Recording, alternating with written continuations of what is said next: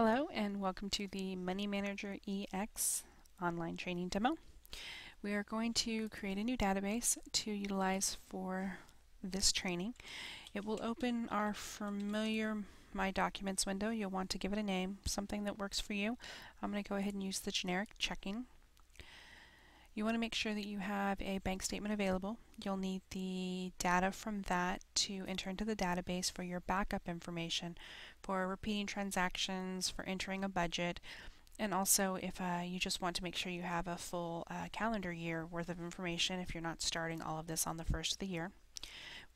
The first window, this is only going to come up when you first open the database. You're going to want to select the type of currency and click the button Select. You can enter a username if you choose. We're going to go ahead and leave it blank. It is optional. The next window is to open an account, a checking or savings account. We're going to go ahead and click Next. You want to name your account. You can use something as specific or as general as you'd like. This is just for you to know what account you're referring to. You can select the type of account, select Finish. You can enter all of this information. I don't recommend entering an initial balance. In case you're off a bit, it can throw off any reconciliation in the future and you don't really have an ability to correct it once it's entered in here. It's much better to enter an initial transaction with your starting balance. That way you can change it should you need to. So we're going to go ahead and click OK. If you have a need to enter additional accounts, up here at the top at Accounts, you can click New Account. We're going to go ahead and enter a secondary account as a savings account. Select Next. You have an option to enter other types of accounts, investments, or term loans. In this case, it's just a savings account, so we're going to select Finish. Again, as I said before, you can do what you like with this window, and I, again, don't recommend entering an initial balance here. So this right here is your home window. It's going to show you the status of all of your accounts and the status of your income and expenses. We will start by entering some checking accounts. You will want to go ahead and enter some accounts off of your bank statement. You'll select checking if that's the account we're working on. Select New. You're going to want to enter some accounts. Let's go ahead and enter our initial transaction. We will go ahead and just put the payee as paycheck. You can put whatever you'd like. You can put starting balance. You can put anything that works for you. We're going to go ahead and add that. The good thing about entering all of this information now is that you don't have to go back and enter it later each and every time. Once you enter your categories and your payees, all of those are in here. We're going to select the category as income. We're going to select our starting balance. We're going to go ahead and use January because we're utilizing a statement from January. And we'll go ahead and enter our starting balance as $1,000. And as you can see, that enters that up here. You have the ability to make your columns wider or smaller. You can enter notes. We're going to enter a few more transactions. Again, you want to select New. We're going to do some withdrawals in this case. Let's go ahead and select. Let's go ahead and pay rent. So we have that in here, usually a big ticket item. We're going to add Ms. Smith as our payee for rent. We want to go ahead and change the category. You always want to make sure you're entering them to the right category. In this case, we're doing rent, and select. We're going to make sure we are entering the correct date and a correct amount. Let's say our rent is $500. We'll also want to enter, let's go ahead and enter a few more items. We're going to enter our electricity bill.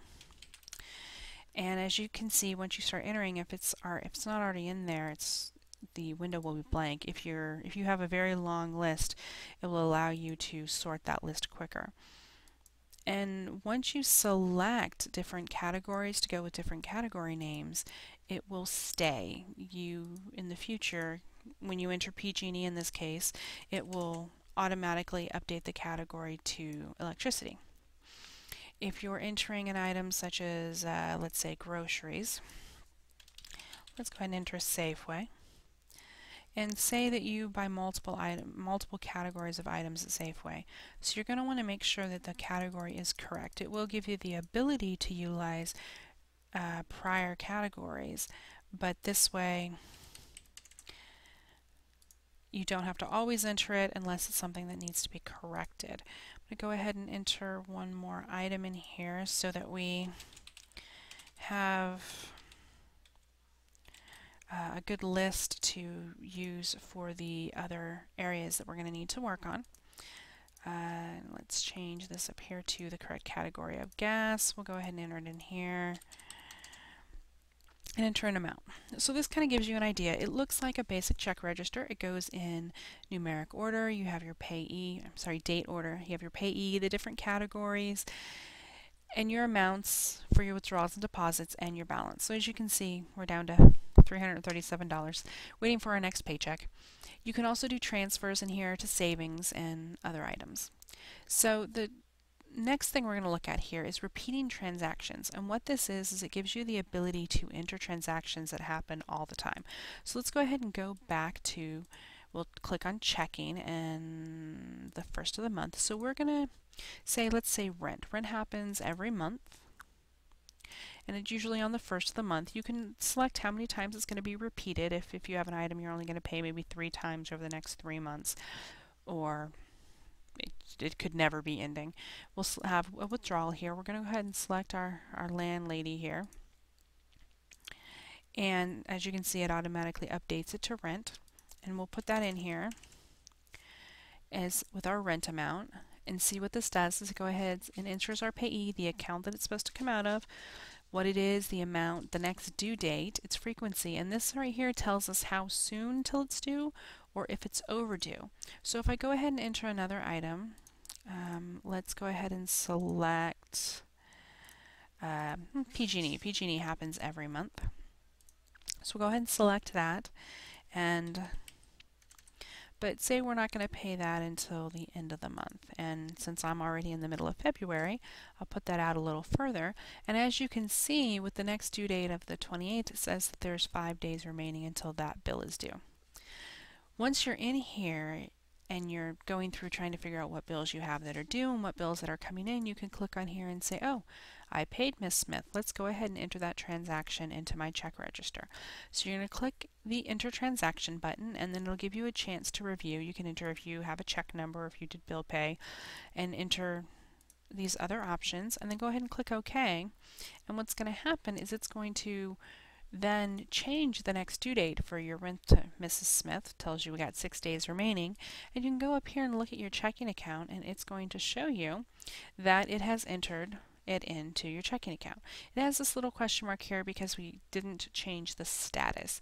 We can open it and change the status this way, and we can just say it's reconciled, and then it puts another check mark there like the rest of them.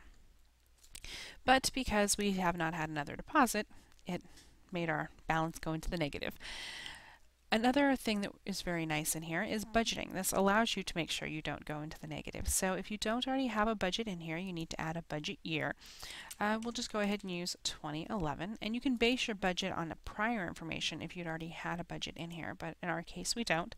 So we're going to click OK, go ahead and close that out, and then what you're going to see is under budgeting, sorry about that, under budgeting, we will get a little icon for 2011.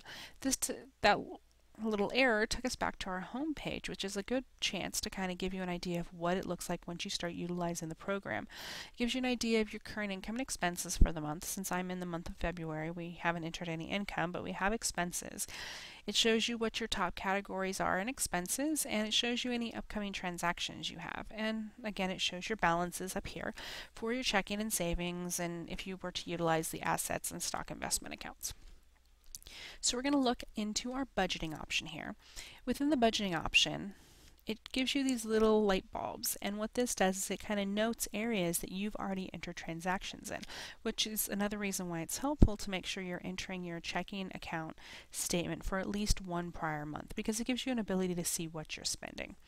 A good thing about this is that it tells you what your actual is, what your estimated, and what your budget amount is. You can select this and it will tell you you're selecting expense. It's going to happen on a monthly basis, and we'll enter our amount as $500.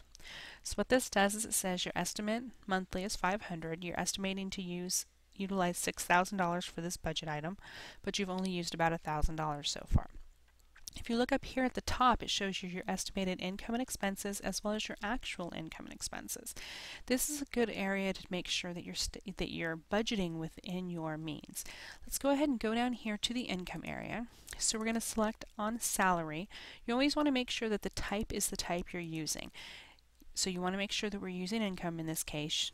Let's say we get paid on a weekly basis, and we'll say that we get paid $500 every week. So we go ahead and select OK right here. And what this does is it says we have a weekly income of $500. We're estimating to receive $26,000 in income. And so far we have received 0 in income because our other income item is actually up here under generic income. This is another reason why it's very important to make sure that you're noting your expenses and your income in the exact categories that you're intending to, because this has thrown off our budget just a bit, and that's something that can be corrected very easily. We then go back up here to the top, and it shows our estimated income for the year is $26,000 and our estimated expenses is only $6,000, which is very nice. However, we still have a lot of other items to go ahead and enter here.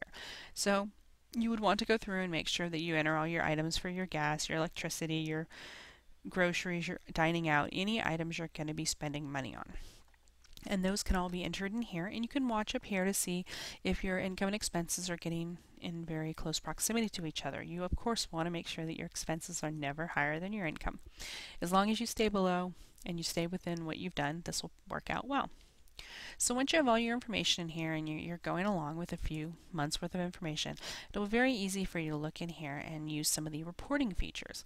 Under reports, we have just a generic summary of accounts. It tells you some of the information that was on your home page, your checking, your savings, and your balance and stock and assets if you were to utilize those, and your total on all of your accounts. There's some other little nice graphs on here. It's the one for where your money goes. This gives you an idea of where you're spending your money every month and for the year to date. And it gives you a little pie graph to kind of give you an idea. Rent, of course, is always going to be your high one, and it gives you a little idea of the other ones, and it shows you down here how the categories break out in your totals.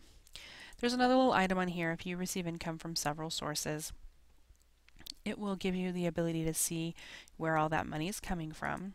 You can look at your expenses by category based on the month that they were utilized in, and it gives you a total picture of what your income and your expenses and your overall differences, if you're coming out ahead at the end of the month or if you're in the negative as it shows for February. You can see where you're sending your money to. So say you're utilizing the one vendor, let's say Walmart, and you are buying groceries, you're buying household items, you're buying personal items, you're buying clothing. So this kind of gives you an idea of where all of those are going, where you're spending all your money, but it doesn't necessarily break it up into categories. So that's where you want to use this up here. This breaks it up by category, and this over here for to whom the money goes to breaks it up by your vendor or the name of the store you're shopping at. The next items on here are your income and expenses. It's another way to look at your budget and see how you're looking at it. This is a good one to really keep an eye on because it makes sure that you know when your spending is in the negative. It puts it in red, so it's right there in front of you. And then we have a transaction report. You can search for transactions based on all of these categories. And once you have items in here, you'll be able to play with that and really get to know the program. Your budget performance is another area that is helpful for you to utilize. Cash flow forecast. This kind of shows what you're expecting, what your money is expected to be based on your budget and your income and expenses. In this case, we haven't entered enough income, so everything is in the negative. And this shows your transaction statistics. It really just tells you how many transactions you've had every month. And that is the extent of the program. I hope that you've had a chance to utilize, to learn some information here, and you'll be able to utilize it in the future. I think it's a nice basic program for anyone trying to do some money management and it's just starting out. It's free and it's simple, so I think it's something you can utilize and have a lot of fun with. Thank you.